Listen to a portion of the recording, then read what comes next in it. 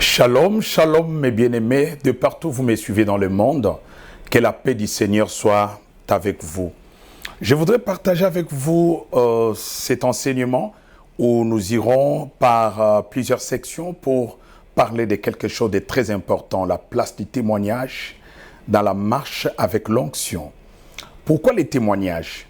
Nous savons qu'il y a beaucoup de gens aujourd'hui dans la vie ont été refusés de leur emploi.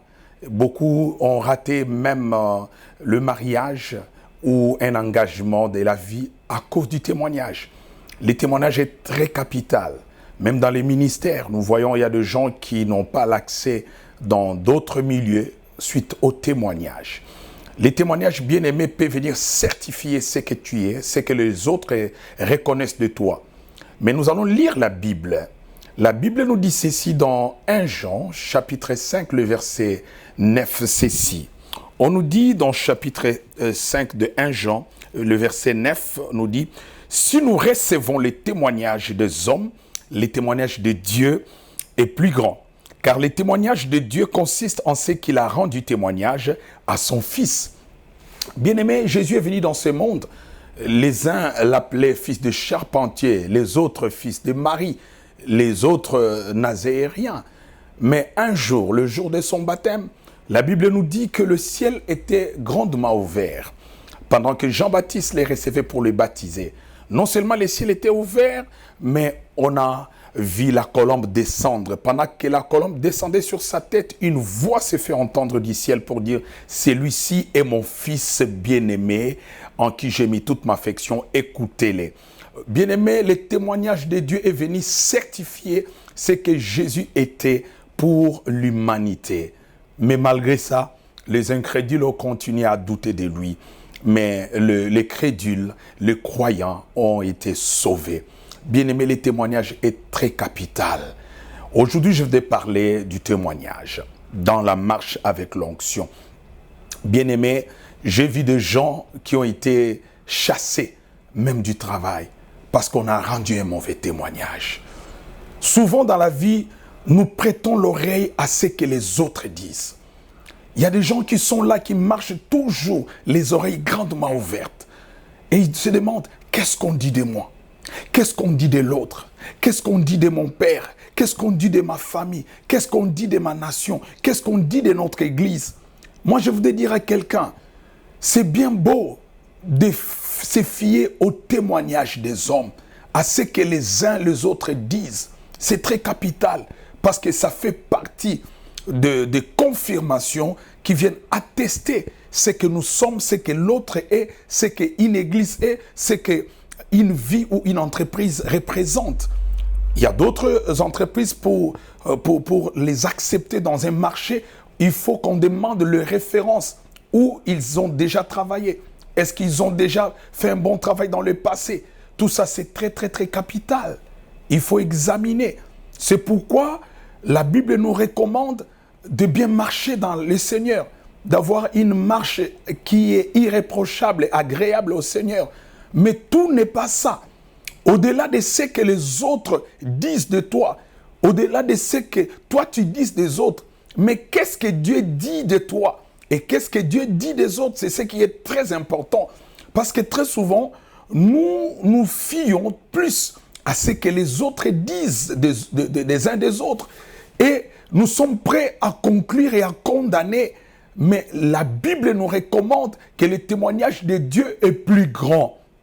Oh, bien-aimé, j'aimerais te dire, malgré tout ce que tu as déjà entendu de ton mari, de ta femme, de tes enfants, de ton employé, de ton domestique, de ton travailleur, mais as-tu déjà allé vers Dieu, vers le Saint-Esprit dans la prière pour questionner, Seigneur, qu'est-ce que lui est?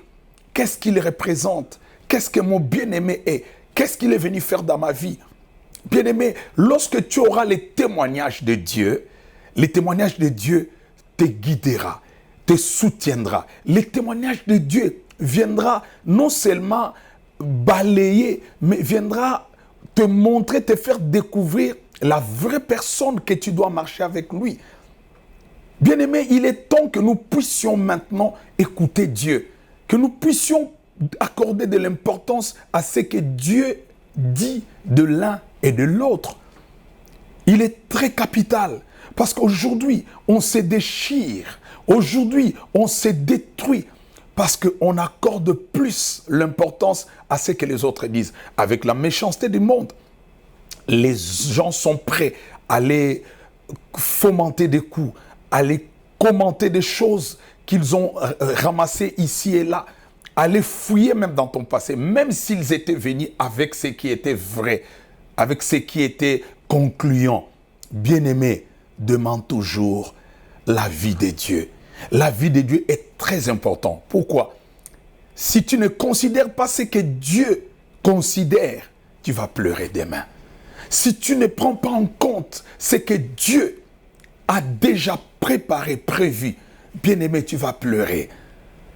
Il y a des gens qui ont abandonné de meilleurs partenaires parce qu'ils ont regardé à l'apparence, parce qu'ils ont regardé à ce que les autres disent. Nous voyons même avec le choix du roi David. Une fois quand le prophète est allé chez eux, bien-aimé, l'apparence d'Eliab séduisait. Il s'est dit, mais celui-ci a la carrure d'un roi. Oh, je peux le prendre et le oindre. Heureusement, Dieu ne laisse pas de telles gaffes. Dieu est venu lui dire, vous les hommes, vous regardez aux apparences, mais moi je regarde au cœur. Seul Dieu voit l'intérieur. Seul Dieu voit le véritable homme. Seul Dieu voit ce que l'homme ne peut pas voir. Alors, avant de conclure, avant de condamner, avant d'exclure quelqu'un, bien-aimé, demande Dieu.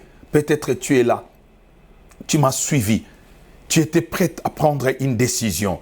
Tu voulais peut-être prendre une décision très importante de ta vie, soit pour t'engager ou te désengager de quelque chose. Je voudrais demander, malgré tout ce qui est sur ta table, malgré tout ce que tu as récolté comme témoignage, va prier, demande à Dieu, c'est la bonne position, c'est la bonne décision que je vais prendre. Ce que Dieu te dira, c'est ce qui est la meilleure. Bien-aimé, si tu le fais, tu seras couronné de gloire. Que Dieu te bénisse parce que nous allons continuer avec cette série. Mais la première réponse, je vais dire à quelqu'un, va réfléchir avec Dieu. Prie, consulte Dieu encore. Parce que ce que Dieu te dira est meilleur. Dieu peut te parler par ta conscience. Il peut te parler par les aînés. Il peut te parler avec le temps.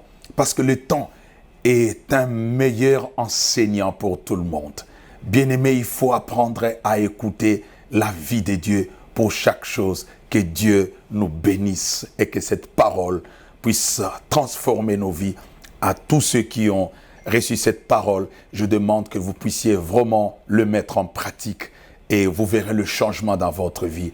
Et n'oubliez pas, si vous êtes d'accord, si vous avez aimé cette parole, n'oubliez pas de s'abonner dans notre chaîne et de partager, de liker, bien-aimés, dans notre chaîne JMK Ministries TV. Que Dieu vous bénisse. Amen. Amen. Amen. N'hésitez pas à liker la vidéo si elle vous plaît et si vous êtes nouveau sur la chaîne, n'oubliez pas de vous abonner et d'activer la notification pour ne rater aucune de nos prochaines vidéos. On commence.